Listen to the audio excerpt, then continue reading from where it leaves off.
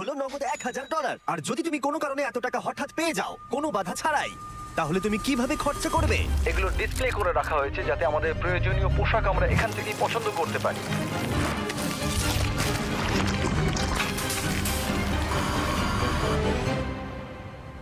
ঠিক আছে, কিন্তু উগান্ডাতে বসবাস করা কয়েক হাজার মানুষ এটাকে অন্যভাবে খরচা করবে। এখানে বসবাসকারী বেশিরভাগ মানুষের দৈনিক রোজগার $1 থেকে $2, যার মানে হলো শিক্ষা পাওয়ার জন্য, ব্যবসা শুরু করার জন্য, পর্যাপ্ত স্বাস্থ্য সেবা পাওয়ার জন্য, এমনকি বিদ্যুৎ পাওয়ার জন্য এটা একেবারেই যথেষ্ট নয়। কিন্তু আমি মনে করি এর সমাধান খুবই সহজ, এই টাকা দিলেই সমাধান হয়ে যাবে।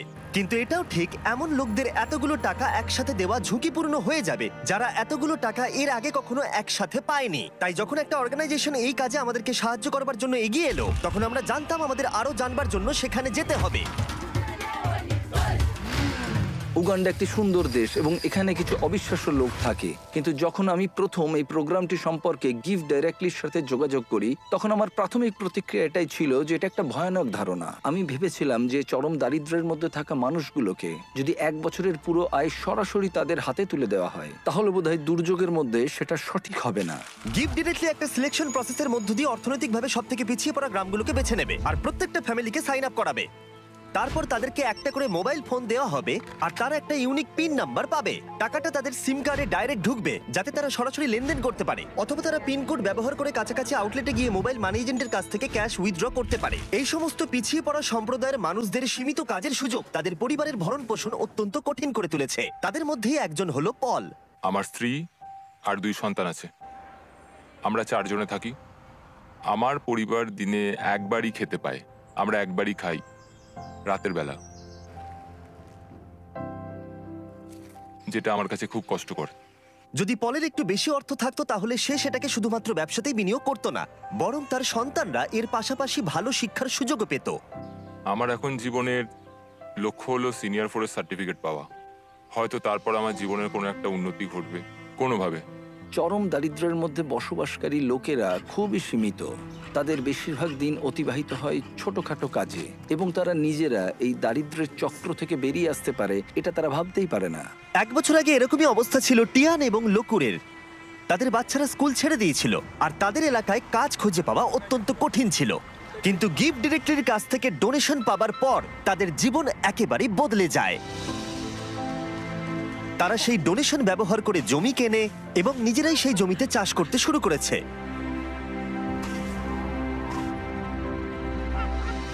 তারা একটা গ্রেন মিলও কিনেছে এবং তারা এখন গোটা সম্প্রদায়ের জন্য শস্য প্রক্রিয়াকরণ করে অল্প প্রফিটও করছে। তারা এখন তাদের সেই প্রফিট দিয়ে নিজেদের বাড়িতে একটি দোকান খুলতে চায়। তার সাথে লোকুরে এখন গ্রামের মধ্যে একটা রিফুয়েলিং স্টেশনও চালু করেছে। এই প্রোগ্রামটি কি করতে পারে তার জ্বলন্ত উদাহরণ এটা, কারণ এর ফলে তাদের ব্যবসা এবং অর্থনীতি দুটোরই উন্নতি হয়। তাও আমাদের সন্দেহ ছিল এই ডিরেক্ট ক্যাশ দেওয়াটা কতটা কাজে আসবে। আমরা জানতে চাইছি এতে ওদের কি কি সুবিধা হবে ওদের ট্র্যাডিশনাল সিস্টেমগুলোকে কাজে লাগিয়ে। তাই আমরা স্থানীয় গিভ ডাইরেক্টলি ফিল্ড অফিসার সিলভেস্টোর সাথে দেখা করলাম। আমি এই কমিউনিটির মধ্যেই থাকি, আমি কারামোজাতে কাজ করি। আমি এখানেই জন্মেছি এবং এখানেই বড় হয়েছি। আমার ক্ষেত্রে যেটা হয়েছিল, যখন আমি বড় হচ্ছিলাম, মানে যখন আমি স্কুলে পড়ছিলাম, বিশেষত যখন আমি সেকেন্ডারি এডুকেশনের জন্য পড়ছি, আমার বাবা মায়ের কাছে অতটা টাকা ছিল না যাতে তারা আমার পড়াশোনা আরো এগিয়ে নিয়ে যেতে পারে। তাই আমাদের বাড়িটা বিক্রি করে দেয় যাতে আমি স্কুলে যেতে পারি। সেটা ছিল আমার কাছে আমার স্বপ্ন বিক্রি করে দেওয়ার মতো, আমার সবকিছু বিক্রি করে দেওয়ার মতো। এটা ছিল এক চরম দারিদ্রতা, আমাদের কাছে কোনো কিছুই ছিল না। যখন আমি গিভ ডাইরেক্টলিতে জয়েন করলাম, আমি বুঝতে পারলাম যে এটা অনেক অনেক আলাদা। আগে আমি যাদের সাথে চ্যারিটি করেছি তাদের থেকে অনেক আলাদা। গিভ ডাইরেক্টলি আমাদের ডিরেক্ট ক্যাশ দেয়, সেই ক্যাশটা আমাদের কমিউনিটির মধ্যে যায় আর সেই ক্যাশটা আমাদের কমিউনিটির বিজনেসও বাড়ায়। এই ক্যাশটার বদলেই আমরা আমাদের চাহিদা পূরণ করতে সমর্থ হই।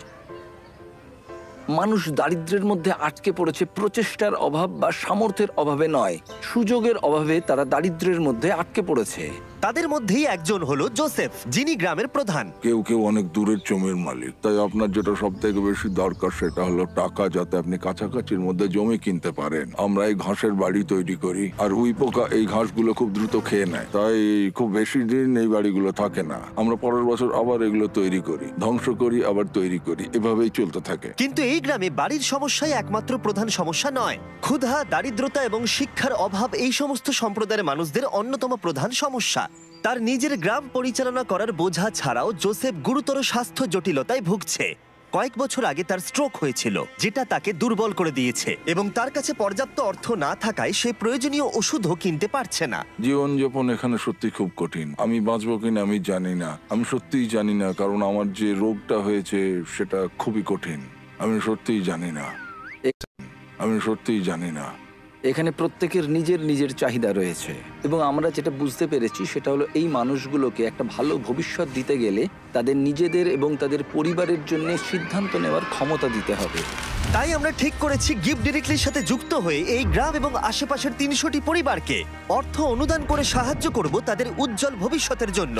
তাই যখন গিফট ডিরেক্টলি টিম গ্রামগুলোর চূড়ান্ত তালিকা প্রকাশ করছিল, যেটা করতে সারাদিন সময় লাগবে, তখন ড্যান এবং ড্যারেন গ্রামটা ঘুরে দেখলো, যেখানে তারা ছুরি ধার দেবার যন্ত্র দেখতে পেল। তোমার কি মনে হয় এটা আমরা আরো ভালো করতে পারবো? হ্যাঁ, আমার মনে হচ্ছে আমরা ভালো করব। এই তো, তুমি পারবেই। এই তো এইভাবে। হ্যাঁ,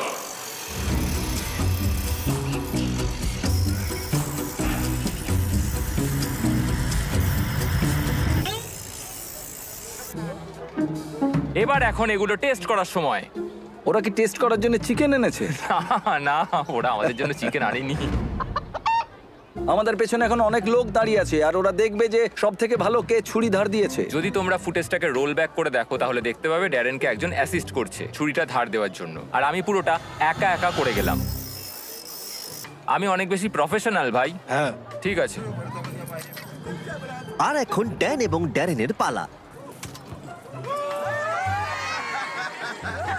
আমি চ্যাম্পিয়ন। হ্যাঁ হ্যাঁ, তুমি চ্যাম্পিয়ন, তুমি চ্যাম্পিয়ন। ড্যারেন হার মানতে না পেরে অন্য কিছু চেষ্টা করলো। সমগ্র আফ্রিকা জুড়ে লোকেরা তাদের মাথার ওপরে জিনিসপত্র বহন করে থাকে। ড্যান আর আমি এখন সেটাই চেষ্টা করতে যাচ্ছি। ওরে বাপরে, দাঁড়াও। আরে তুমি দাঁড়াও। ইয়া, তুমি কি ঠিক আছে? তোমার হাত নিচে তো?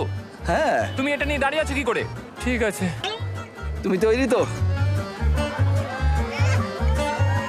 ও, আমি জিতে গেছি। হতেই পারে না। ঠিক আছে, এইটা ড্যারেন জিতলো, কিন্তু ওর ব্যাগটা।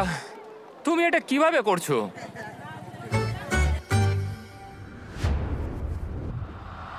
পরের দিন সকাল ছিল ডিস্ট্রিবিউশনের সকাল। এখন সেই মুহূর্তটা এসে গেছে। সমস্ত টাকা 10 মিনিটের মধ্যে ট্রান্সমিটেড হয়ে যাবে। এই মানুষগুলো অবশেষে তাদের দারিদ্র্য থেকে মুক্তি পাওয়ার একটা সুযোগ পাচ্ছে, যা নিয়ে তারা সারা জীবন লড়াই করছিল। কিন্তু গ্রামের মধ্যে জোসেফ ছিল সবচেয়ে বেশি উদ্বিগ্ন, কারণ তিনি জানতেন এই অনুদানটি তার এবং তার পরিবারের জীবন কতটা বদলে দেবে। এটা ছিল সেই মুহূর্ত যার জন্য তারা অপেক্ষা করছিল, তাই গোটা সম্প্রদায় ছিল নার্ভাস এবং এক্সাইটেড।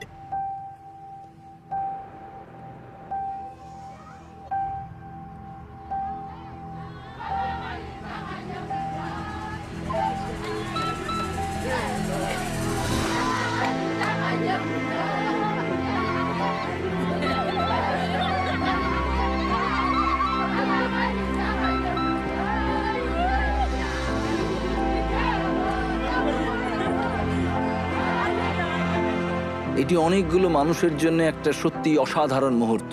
এটা শুধুমাত্র এই মানুষগুলোর জন্য নয়, বরং তাদের সন্তান এবং পরবর্তী প্রজন্মের জন্যও সুযোগ।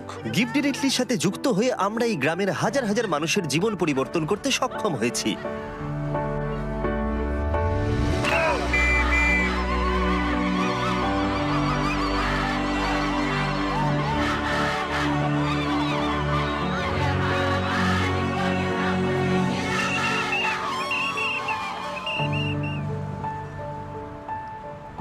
টেক্সট মেসেজ পাওয়ার পর এখন সময় তাদের টাকাগুলো উইথড্র করবার।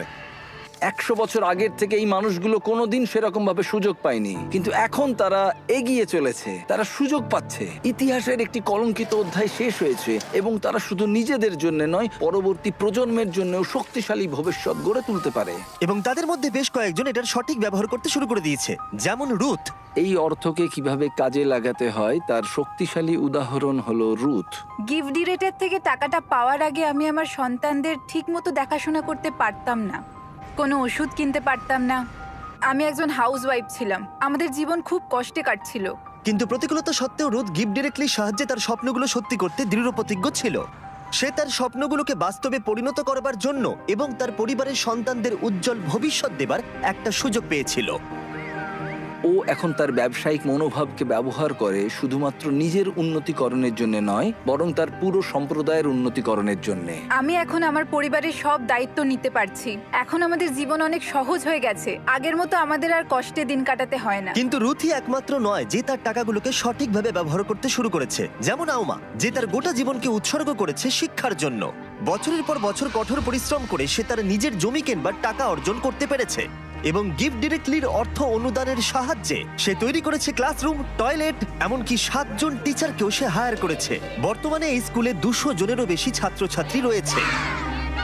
এই অর্থ সম্প্রদায়ের একটি অত্যন্ত প্রয়োজনীয় ফার্মেসিতেও ব্যবহার করা হয়েছে। হাজার হাজার শিশুর জন্য স্কুল ফি এবং ইউনিফর্মের জন্য, এমনকি কয়েকশো পরিবারের বাড়ি তৈরিতেও ব্যবহার করা হয়েছে। এবং অর্থ কিভাবে ব্যবহার করা উচিত তার উদাহরণ হয়ে দাঁড়িয়েছে। এই মানুষগুলোকে সামান্যতম সুযোগ দেওয়া হলেই তারা সেটিকে গ্রহণ করে এবং এটি করতে তারা ঝাঁপিয়ে পড়ে। এটি তাদের কাছে এমন একটি সুযোগ যা তারা আগে কখনো পায়নি। এবং এই ঘটনাগুলো আমার জীবনে এতই ইন্সপায়ারিং এবং মোটিভেটিং ফ্যাক্টরস যা আমি কখনো এক্সপিরিয়েন্স করিনি। ট্রিপটা শেষ করার জন্য ড্যারেন আরো একটি স্কুল পরিদর্শন করলো। গিফট ডিরেক্টলির অনুদানে 1 সপ্তাহের মধ্যে শিক্ষার্থীর সংখ্যা গিয়ে দাঁড়িয়েছে 650 থেকে 980, কারণ তাদের প্যারেন্টসরা এখন সক্ষম স্কুলের ফি দিতে এবং ইউনিফর্ম কিনতে। Little children, little children, obey your parents. Little children, কিছুক্ষণ আগেই মেঘের আওয়াজ শোনা যাচ্ছিল। আসলে সবেমাত্র বৃষ্টি শুরু হয়েছে। বাচ্চারা গান শুরু করতেই মেঘ মুছে গেল এবং আকাশ এখন উজ্জ্বল। এটা একটা খুবই আশ্চর্যজনক অভিজ্ঞতা ছিল। little children, obey your parents. Gift directly প্রমাণ করেছে যে আমাদের প্রাথমিক ধারণা একেবারেই ভিত্তিহীন ছিল। আমাদের এরকম নতুন অনেক আইডিয়া আছে যাতে আমরা সবাই মিলে একটা সুন্দর ভবিষ্যৎ গড়ে তুলতে পারি। কিন্তু প্রয়োজন আরো অনেক, তাই আমরা গিফট ডিরেক্টলির সাথে অর্থ অনুদান দিতে মাত্র 1 মাইল দূরে আরেকটা গ্রামে গেছিলাম। মিস্টার বিস্টের এরকম বাংলা ভিডিও পেতে চাইলে আমাদের এই চ্যানেলটি সাবস্ক্রাইব করে রাখতে পারেন।